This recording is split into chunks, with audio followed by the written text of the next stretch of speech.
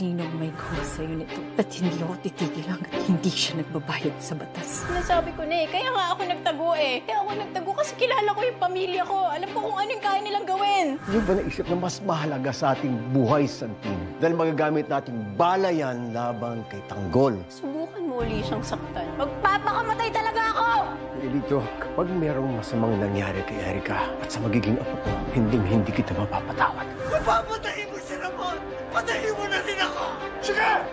Magsama ka sa impyerno! Lumabas na yung resulta ng lateral exam, pare. Pasado ka, pare. Ilang hakbang na lang mapopromote ka na. Kailangan nating mahanap si Tanggol para masabi natin sa kanya kung nasaan ang tatay niya. Wala nang ibang pupuntahan yung taong yan kung hindi ang lugar na kinalakihan niya. Alam ko kung nasa si Tanggol. Nandong Pilamang Lino. Ha? Pugol! Hindi ko kinap nagpunta dito. Delikado. Gusto kitang makita. Gusto kitang makausap. Natatakot ako para sa'yo. Baka mahuli ka ng mga pulis. Baka makita ka ni Rigor. Sigurado akong papatayin ka noon. Alam po namin yun lahat. Kaya nag-iingat po kami mabuting lahat.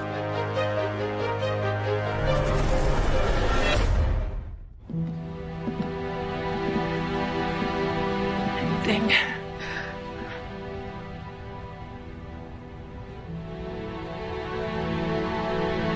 Parang kulang kayo, ah. Nasaan si Oweng?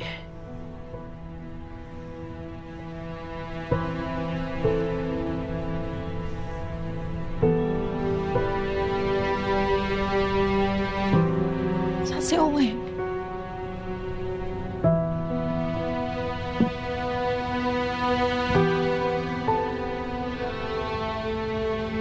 Na may nangyari. Ano yun? Anong nangyari? May nangyari ho masama kay Owen. Pero hindi ko sinasadya lahat. Hindi ko gusto yung nangyari. Namatay na po si Owen. Diyos ko.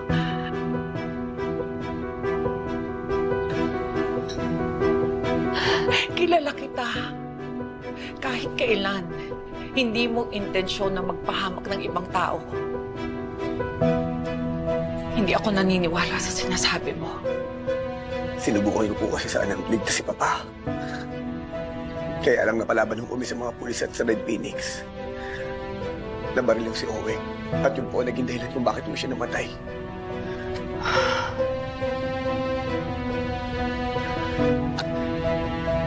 Nakikiramay ako sa inyo. Nakikiramay ako sa iyo, Tanggol. Alam ko kung gaano mo minahal si Oweng. Bata pa lang kayo, magkakasama na kayo. At bilib ako sa kanya bilang isang kaibigan dahil binis niya ang buhay niya para sa iyo. Alam ko na hindi mo siya makakalimutan. Dadalhin natin ang pangalan at alaala niya sa lahat ng ating laban.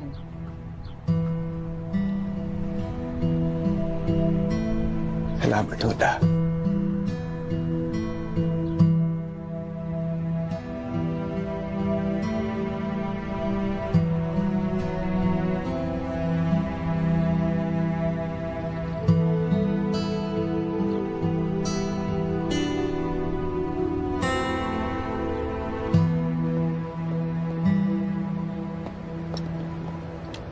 Lagi ba? Congrats. Balita ko, naipasa mo yung lateral exam mo. Bilib talaga ako sa'yo, Bok. Salamat. Congrats, bro. Salamat. Sir, congrats pa! Salamat. Pare, bilis kumalat ng balita. Sino pa ba ibang nakakalam? Si Santino, alam na ba? Hindi ko pa nakikita si Santino mula nung sumama siya sa mga gerero. Ay, si Marites. Pinaalam mo na ba sa kanya? Pare, alam kong hindi magandang sitwasyon ninyo ngayon. Pero sigurado ako matutuwa yung kapag nalaman niya. Yun man lang makaganggan sa sitwasyon niya. Pare, wala ako sa opisina.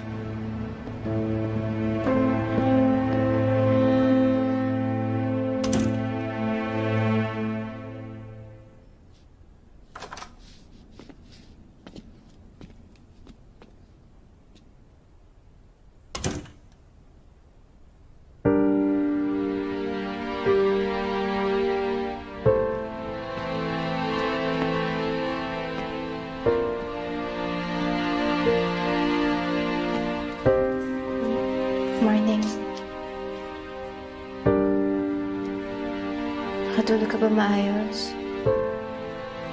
Masakit pa ba yung katawan mo? Busngero ako, Erika. Sanay na ako sa ganito.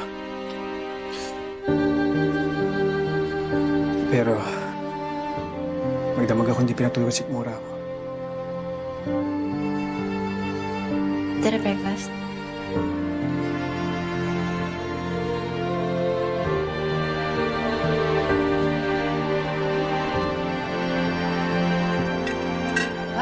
Sakit ng ulo ko. Wala ba tayong mas malakas sa kape? Hindi ako makapaniwala. Si Erika magkakaanak sa pinsan niya. Tama ba yun? Totoo ba yan? Pinabayaan mo kasi ang anak mo kaya siya nagkaganyan. Ako na naman ang may kasalanan. Ako na lang lagi sinisisi mo. Sino pa? Ikaw ina eh.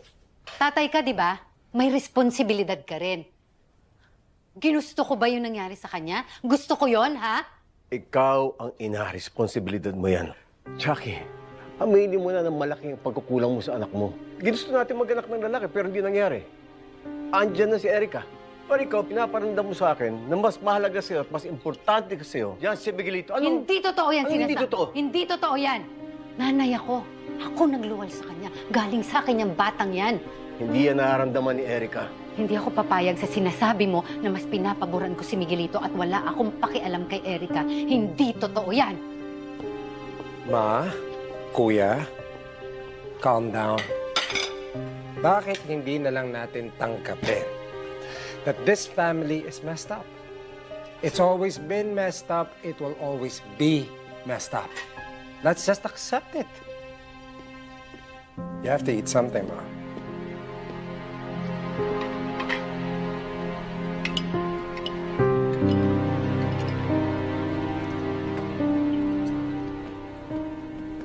Buka na. Excuse me, what the hell are you doing at the dining table, kid? We're having breakfast. You must be Wanda Mayor. Oh, I'm so hurt. Sige na po ka na. Sige na po ka na. Sige, subukan mo. Sino nagsabi sa'yo pwede kang sumalo dito? Me? Duh. Hindi. Hindi ka sasalo dito dahil hindi ka parte ng pamilyang to. Ma! Huwag ngayon, Erika, ha, masakit ang ulo ko. Pinagbigyan na kita sa maraming bagay, hindi dito. Sige na, Erika. Alis na lang ako. No! Hindi! Dito kakain si Santino! Nasunod na ang gusto nyo, di ba? Gusto niya sumama sa'yo? Pinagbigyan namin kayo. Tapos aasta ka pang prinsipe dito? Talaga? Ang gusto nyo? Kayo na lang lagi masusunod? Isipin mo na lang lahat ng life choices mo, Erika, at kung paano ka nakarating sa miserableng sitwasyon na ito. Pa! Erika! Jackie, nag-usap na tayo kagabi. Kumain na lang siya kasama ng mga kauli Sige na, niya, pwede, upo para ka na. matapos na itong drama na to. Umupo ka na. Sige na. Wow, really? Huwag kayong mag-away sa harap ng grasya.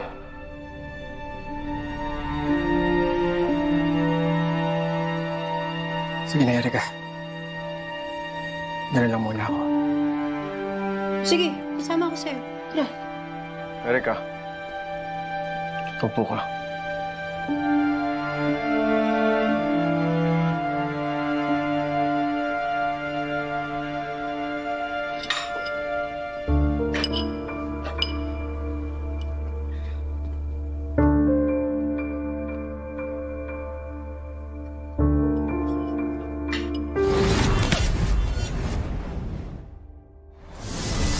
Ate, may mga bagong panglinis dito, ah. Eh, yung lason sa daga, meron ba?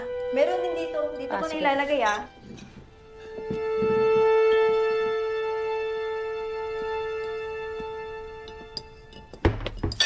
Bilisan mo na. Baka mahanap na tayo. Bumos sa taas.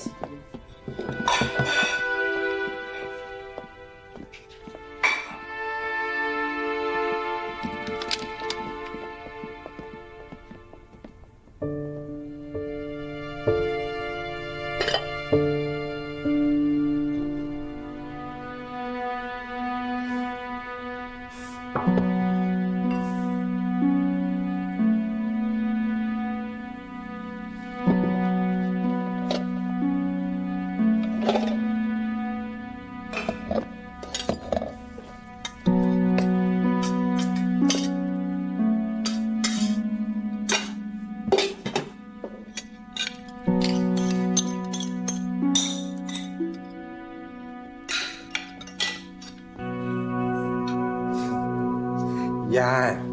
Yan ang nararapat sa'yo. Dito ka bagay, Santino. Alam mo, wala naman akong pakialam kung paano niyo ako tratuhin eh. Oh? Nandito lang naman ako para kay Erica. Parang ang taas ata ng tingin mo sa sarili mo, Santino. Para lang alam mo, ni katulong namin hindi mo kalipel sa pamamahay na ito. Huh.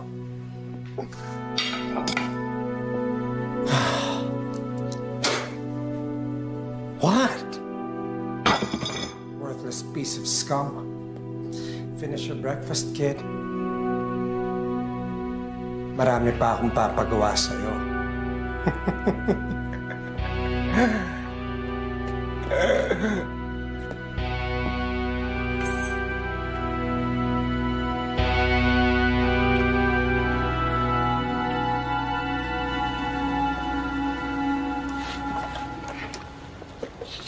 La? Ay. La. Oh. Alis na ako. Oh, sige, kaawang ka ng Diyos. Yeah. Tay? Musta ka? Ano iniisip mo? Malakas ang kutob ko, may kinalaman si Tarok sa nangyari kay Dimples eh. Dahilan doon sa anak ko sa kanya. Tay, hindi tayo ganun. Hindi tayo nang bibintang ng wala pang pruweba. Ha? Kaya ako nga aagahan ngayon sa opisina eh, para ma-actionan ka agad yung investigasyon. Dapat sa simula pa lang, iniwasan mo na yan si Tarok. Kilala mo naman yun eh. Ang dami na nung nabibiktima. Sige na, sige na. Ako bahala kay Dimples, ha? Dito ka lang, pahinga ka. Alis na ako lang. Sige. Ay, nako. Kung ako lang yan, paglalaban ko pamilya ko, bahala na. Ako, hindi pwede yung may mga aapi-api dyan. At siga-siga kayo, ha? Iitakin ko kayo. Tangat, tadog-tarok yan. Yan! Tama yan! Paghiganti mo si Dimples! Nako! Ano yun? Saan pupunta si tatay? Susugurin si Tarok! Ayun, natauhan na! Ano? Mga lalaki! Sabi kong huwag umalis eh! Tol, uy, nandiyan ni Tarok. Doon ko sila.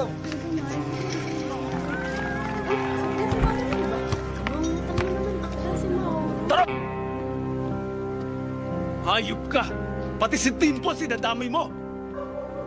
Maro, ang lakas ng loob mo pumunta rito, ha? Gusto mo mamatay? Tara! Tado! Ako lang may atras sa'yo! Huwag mo damay pamilya ko!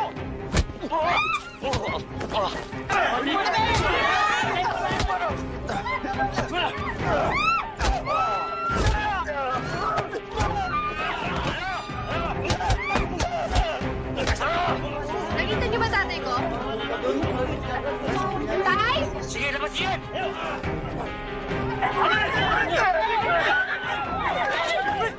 Ay!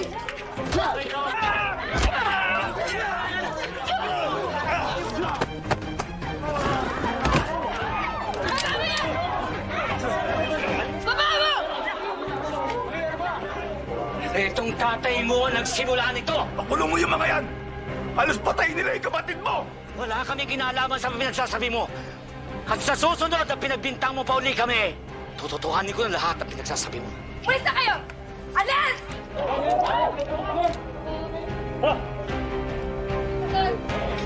Bakit hindi mo hinuli? Wala tayong ebidensya, tsaka ikaw yung nauna sa away! Sesya ka na. Sa dami ng kamalasan nangyayari sa atin, halos hindi ko na matanggap yung nangyari sa kapatid ko. Tay, ano bang nangyayari sa'yo? Pakatatag ka! Lakasan mo po. Kailangan kita eh. Kailangan ka namin. Kailangan ka namin ni Dimples. Para kay Dimples. Para kay Dimples. Nak. Tara na. Tara na. Sinamaw lang anak, balik. Hindi, baka balikan ka pa ng mga yun.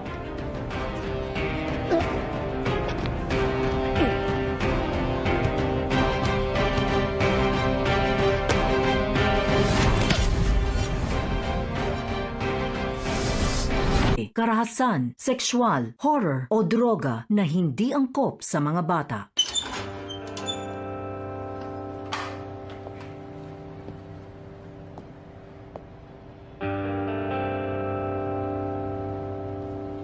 Hoy Marites, kanina pa nakatingin sa yung pulis, oh. Oo nga, kanina pa nga nakatingin. May gusto ata sa'yo eh. Ang gwapo pa naman.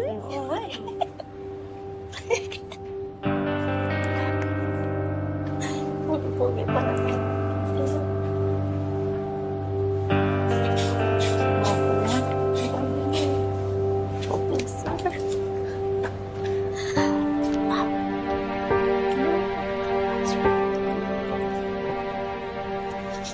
Ano kailangan mo? Ligor, si Tanggol. May balita na ba kay Tanggol?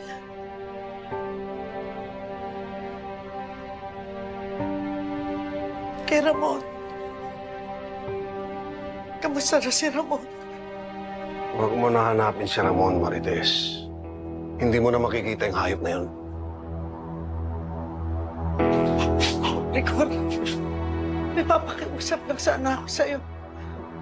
Kung wala ka nang natitirang pagmamahal sa akin, kahit na lang para sa anak ko, huwag mo pamamayaan na may mangyari kay Tanggol, parang awa mo na. Huli na ang lahat para dyan.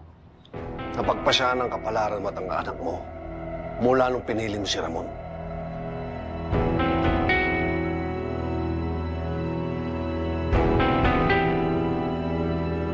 Korporal, pinapatawag po kayo ni Lieutenant Victorino. Ligor.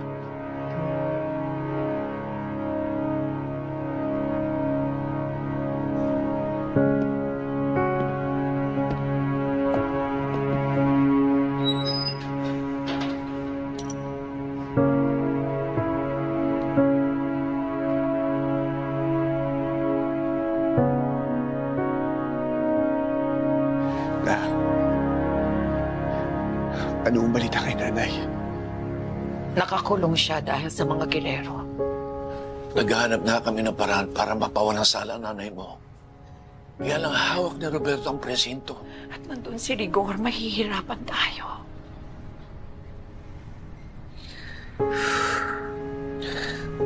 Kawawa naman si nanay. Wala ho siyang kasalanan. Hindi ho siya dapat mahulong. Kaya gagawin ko ang lahat para makalaya siya doon. Pakakawalan mo siya? Oo. Dahil alam ko kung gaano kahirap sa loob ng kulungan. Kaya gagawin ko ang lahat para makalaya siya. Delikado yung gagawin mo. Alam ko. Pero mas delikado ang buhay ngayon doon ni nanay. Kinakailangan ko siyang mailigtas.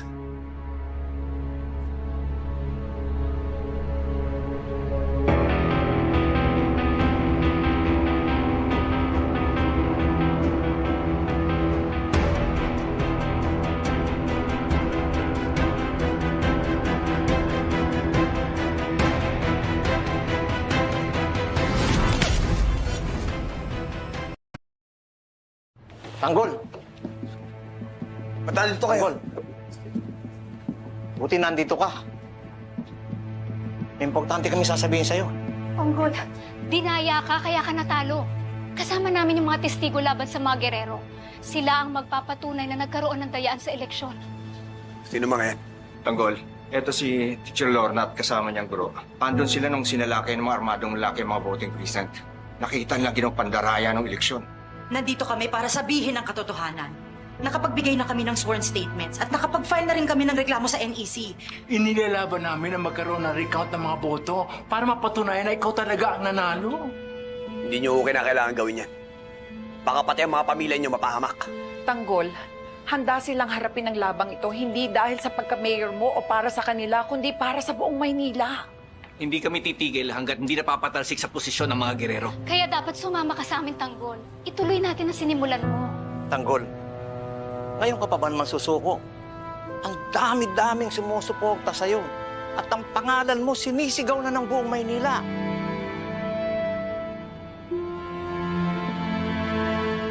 Kung gustong-gusto ko po kayo tulungan. Kaya lang alam niyo ngayon ang sitwasyon ko. Pinaghahanap ako ngayon ng mga pulis. Kinakailangan ko muna tulungan ng nanay ko at tulungan ng sarili ko bago ako makatulong sa inyo. Sa bagay, pag nahuli ka ng mga pulis, siguradong kulong ka. Kaya kailangan tayo ang kumilos para patunayan natin na si Tanggol ang nanalo sa eleksyon. Kailangan ka namin tulungan, Tanggol. Kahit mga baguhan lang kami at hindi pa namin alam ang sistema sa City Hall. Kailangan naming labanan ng mga girero. Pero kilala ko ang mga girero. Madumi silang maglaro. Mula kay Gustavo hanggang kay Roberto hanggang kay Miguelito. Gagawin nila lahat ng pandaraya at korupsyon. Manatili lang sila sa pwesto. Kilalang kilala namin sila ni Tinding. Matagal kaming nagtrabaho sa loob ng City Hall. Alam na alam namin ang galawan nila, ang pamamalakad nila, ang sistema nila. Eh kung ganun, si Aling Tinding pala at Alfredo ang kailangan natin. Sila magtuturo sa atin kung paano babantayan ang kaban ng bayan. Magtulong-tulong tayo. Tayo magiging mata ng taong bayan sa loob ng City Hall. Hindi namin hahayaang waldasin at lapastanganing muli ng mga girero ang buong Maynila. No, Tinding. Alfredo, sasamahan niyo ba kami? Oo, sasama sila, pati ako. Sabay-sabay natin pabagsakin ang mga grero. Oh, ganun naman pala eh. Wala naman palang problema eh. So ngayon pa lang, sumama na kayo sa mga konsehal. Kayo ang magiging katuwang nila sa opisina. Kayong tatlo. Papayag mo ba kayo? Tanggol. Napakahirap para sa akin. Napakapait ng aking karanasan nung nagtatrabaho ko sa City Hall. Pero para sa'yo, sa buong Maynila ang gagawin ko. Tama sila. Kami ang magiging mata ng taong bayan laban sa lahat ng mga ikinikilos ng mga girero.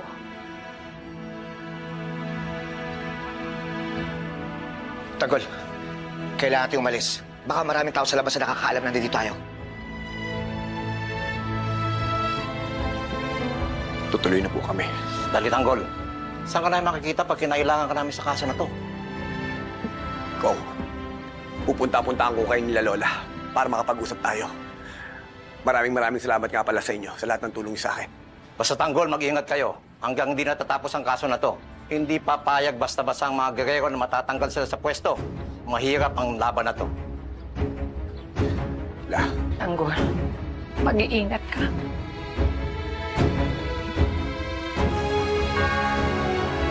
Ingat ka.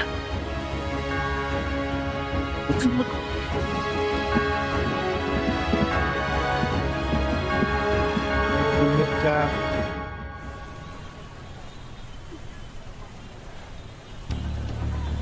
Sila Teban, dun sa kabilang dulo ng Quiapo naganap. Baka doon nila makita si Tanggol. Buti pa, mag-iwalay muna tayo. Baka muna maganap, malapit sa bahay nila Santino. Paano mo naman?